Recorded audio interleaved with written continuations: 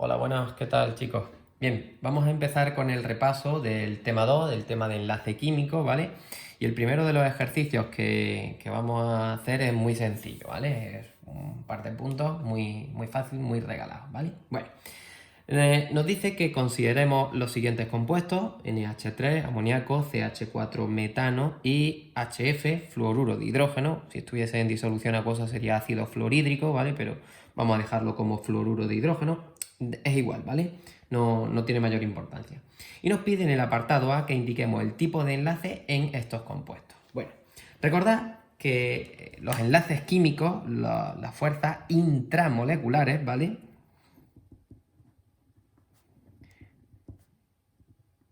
podían ser de tres tipos. Podíamos tener enlace iónico, enlace covalente y enlace metálico. ¿Cuál era la diferencia? Bueno, pues teníamos enlace iónico cuando se unían átomos de muy diferentes electronegatividades. Y decíamos que esto ocurría cuando se unía un metal y un no metal. ¿Vale? Poca diferencia de electronegatividad. Por ejemplo, pues el ejemplo característico era el cloruro de sodio, NaCl, ¿no? El sodio es un metal poco electronegativo, el cloro es un no metal muy electronegativo, así que como su diferencia de electronegatividad he hecho poca y es mucha diferencia de electronegatividad, ¿vale? Cuidado, esto está mal, mucha diferencia de electronegatividad, cuidado, ¿vale? Como hay una gran diferencia de electronegatividad entre el metal y el no metal, se produce la formación de los iones que se unían mediante enlace iónico, ¿no? ¿Cómo ocurría, por qué ocurría el enlace covalente? Bueno, el enlace covalente se producía cuando se unía un no metal con otro elemento que tampoco era un metal, ¿vale? O sea, no metal con no metal. ¿Por qué? Porque ahora sí, ¿vale?, que antes me he colado, había poca diferencia de electronegatividad. Estos elementos que formaban enlace covalente podían ser iguales o distintos. Y poníamos, por ejemplo, el hidrógeno, H2, o el agua, H2O. En el caso del hidrógeno, H2, tenemos dos átomos de hidrógeno, son los mismos. En cambio, en el agua, H2O, tenemos dos de hidrógeno y uno de oxígeno, ¿vale? Y teníamos enlace covalente. ¿Cómo se producía el enlace metálico? Pues cuando se unían, ¿vale?, muchos átomos del mismo metal, ¿vale? Por ejemplo, pues cuando tengamos un trozo de hierro, ¿vale?, tenemos millones de átomos de hierro unidos entre sí, ¿de acuerdo? Así se explicaba la formación de los distintos enlaces. Bueno, pues si nos fijamos, amoníaco, metano y fluoruro de hidrógeno están formados por unión de elementos no metálicos entre sí. Nitrógeno es un no metal e hidrógeno también es un no metal. Así que enlace covalente en el NH3, ¿no? Enlace covalente. En el CH4 lo mismo. Tanto el carbono como el hidrógeno son no metales, así que igualmente covalente. Y en el caso del fluoruro de hidrógeno, pues exactamente lo mismo. También es covalente, ¿vale? Poner enlace covalente. ¿Por qué? Porque se unen dos elementos no metálicos entre sí, ¿vale? Y hay poca diferencia de electronegatividad. No os quedéis solo en no metálicos. Tenéis que resaltarlo de que hay poca o ninguna diferencia de electronegatividad en algunos casos. Por ejemplo, si formamos H2, la diferencia de electronegatividad es cero, ¿de acuerdo? Pues vamos con el apartado B. Nos pregunta que cuáles de esas sustancias, de esas moléculas, son polares. Bueno, para que una molécula fuese polar se tenían que cumplir dos condiciones, ¿vale? Esas dos condiciones era que hubiese, la primera era que hubiese suficiente diferencia de electronegatividad.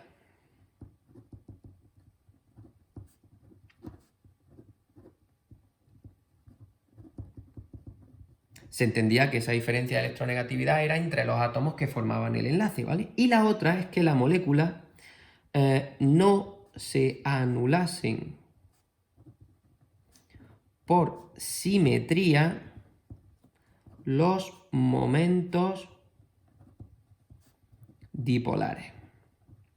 Básicamente, cuando una molécula era simétrica, cuando es simétrica, era apolar.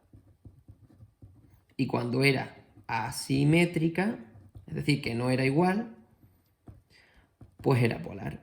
Así que tenemos que ver un poco cuáles son las estructuras de estas moléculas y en función de eso decidir si son polares o no son polares. Tenéis que acordaros que el amoníaco formaba una pirámide trigonal, ¿no? Era así, teníamos el nitrógeno arriba, con un par sin compartir y 3 hidrógenos debajo. No me dan los números atómicos para que haga la estructura, así que os tenéis que acordar que era así, ¿vale? Esto era una pirámide trigonal. Y claro, si os fijáis en la molécula es asimétrica, ¿no? Como es asimétrica y hay suficiente diferencia de electronegatividad, esta molécula, el amoníaco, es polar, ¿vale? Esto lo hemos visto un montón de veces. De hecho, el amoníaco se mezcla con el agua, así se preparan estas sustancias que sirven para estos limpiadores que llevan amoníaco, ¿no? Estos productos de limpieza. Claro, si no se pudiese mezclar con el agua, con amoníaco nada más no se puede limpiar, ¿vale? Porque es tóxico. Bien, seguimos. El metano.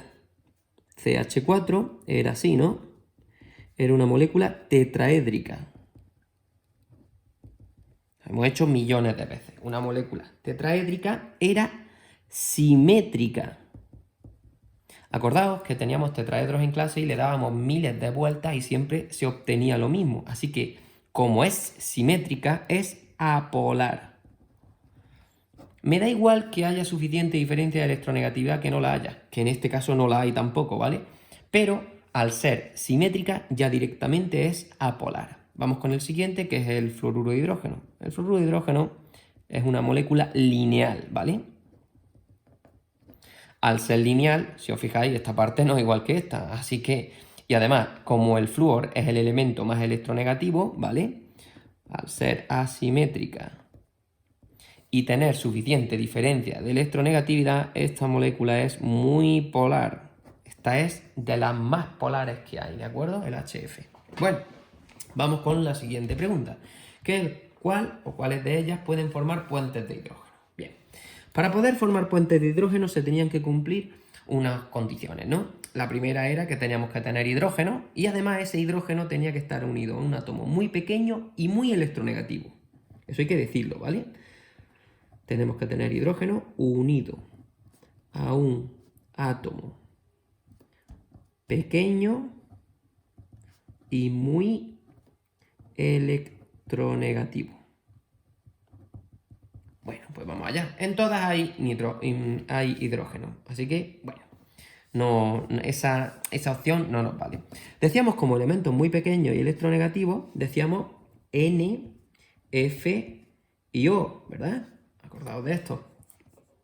Decía ahí, además os ponía ahí reglas mnemotécnicas, FON o NOF, ese tipo de reglas. Bueno, entonces, ¿cuáles de estos tienen un elemento muy electronegativo, muy pequeño unido al hidrógeno? Pues NH3 y HF. Estos dos pueden formar puentes de hidrógeno. Si forman puentes de hidrógeno,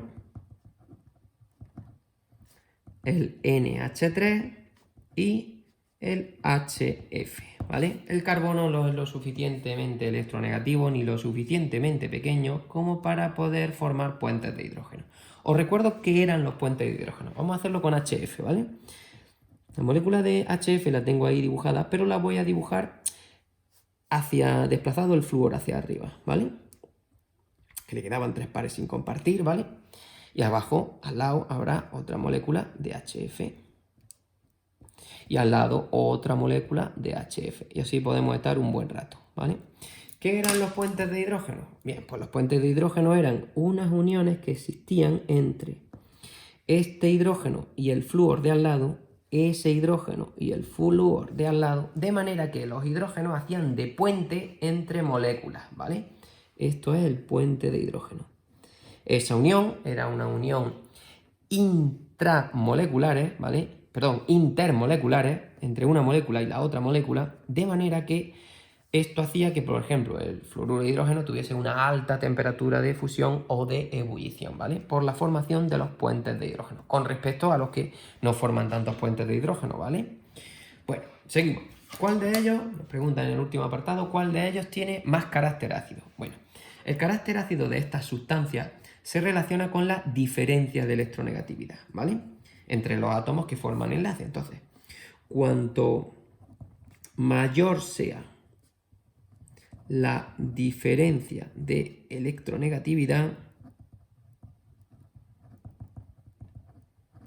mayor carácter ácido. ¿Por qué? Mirad, cuanto más polarizado esté este enlace, ¿vale?